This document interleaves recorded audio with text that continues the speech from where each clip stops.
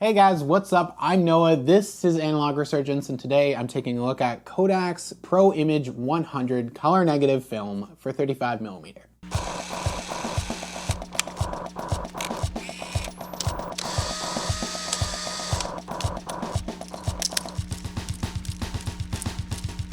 So just when I thought that I had kind of covered like the core consumer-esque films from Kodak for 35mm, everybody was like, what about Pro Image? That's super fair, but full disclosure, I just forgot. I always forget about Pro Image. As a refresher, and if you're new here, consumer films are films that Kodak and Fuji offer that are relatively easy to shoot, aren't necessarily as high quality in terms of like grain or versatility, but offer good contrast and saturation as an option for kind of general everyday shooting, meaning that you don't have to go crazy and shell out for a roll of something like Portra or Ektar every time you just want to shoot a roll of film. And that is something that I try and get across to people, because a lot of people are immediately trying to shoot things like Portra and Ektar and all this stuff, and those are nice films and they have their uses, but they can also be expensive and it can be kind of off-putting for people who are getting into shooting for the first time. Lower the stakes a little bit. If you're just hanging out with people, if you're just going out, if you're just walking around, if you're just learning about film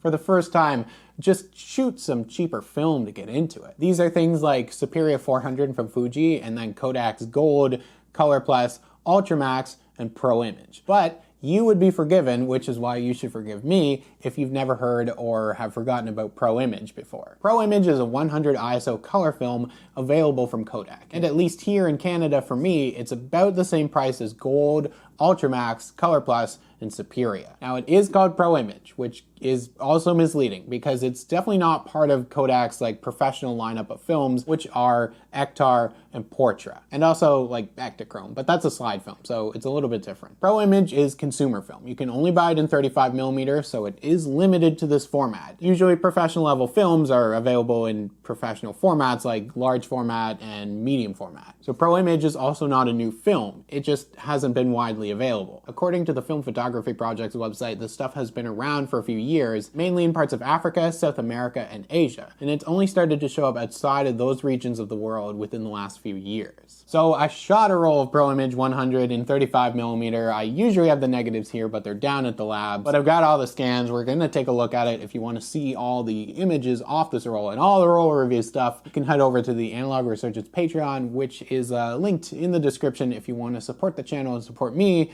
and we can shoot all sorts of different film. Pro Image is pretty solid, and like I said, I really encourage people to shoot consumer films in place of more expensive ones sometimes, especially because the price is cheaper, and for like posting to Instagram, there's nothing wrong with shooting this stuff. With an ISO of 100, Pro Image comes in under Gold and Color Plus for the lowest ISO of Kodak's consumer stuff. This also means the grain looks really good here. Gold, Color Plus, and Ultramax definitely have a coarser grain to them, which in turn goes along with those films having a higher ISO. 100 ISO isn't as like versatile and easy to work with as like Ultramax with a 400 ISO, but if you're outside in like bright sunny days, then Pro Image is going to be perfect for shooting. And if you throw this stuff in just a simple point and shoot camera with a flash, then you're not going to have much trouble shooting it either, because that's all automatic. Pro Image sits somewhere in the Color Plus range of saturation, I think. These shots are coming out really colorful, but also not incredibly oversaturated to the point that it's off-putting. It's also got the kind of contrast you expect from consumer level stuff. These scans are coming back without me wanting to really do much editing to them, and they're just kind of like ready to go. I can send them, share them around, and post them if I want to. Also for Pro Image, the color is really accurate, I found, when stacking it up against Kodak's other stuff. Skin tones, I mean, at least like Caucasian skin tones here have been captured really well without being too saturated. Landscapes look good as well, and by these afternoon shots we can see this stuff loves the sunlight. So yes, the 100 ISO does make it less versatile than like Ultramax or Gold with a 200 or a 400 ISO, but I think the trade-off is acceptable for the results that I was able to get with it. Recently I've seen a lot of people online saying that Pro Image is kind of like a middle ground between Kodak's professional Portra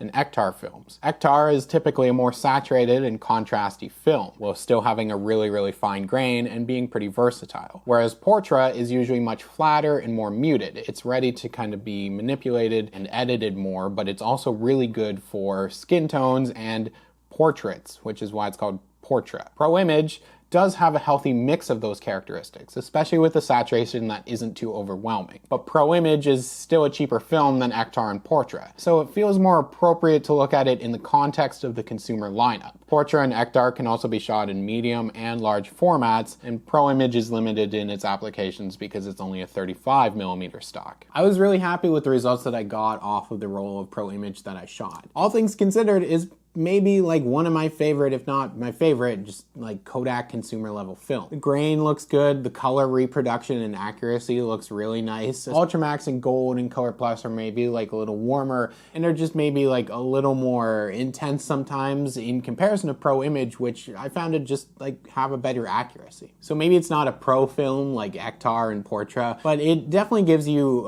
characteristics that are more in line with a pro film than maybe like the other consumer level films in its price range give you. So maybe it's less that Pro Image is like a middle ground between Ektar and Portra, and maybe more so that it bridges the gap between the consumer films and the pro films. Now, I didn't compare this stuff to Fuji's Superia, which is also a consumer level film, and that's just kind of because like Superia kind of does its own things in terms of color a lot of the time, and it's not like one of my favorites. Superia is probably one of those films that you either really love or you're just not down with it all. Pick up some Pro Image if you can. At least for me, it's within the same price range as like all the other consumer level stuff, but I do think Pro Image maybe stands out a little bit more from that selection.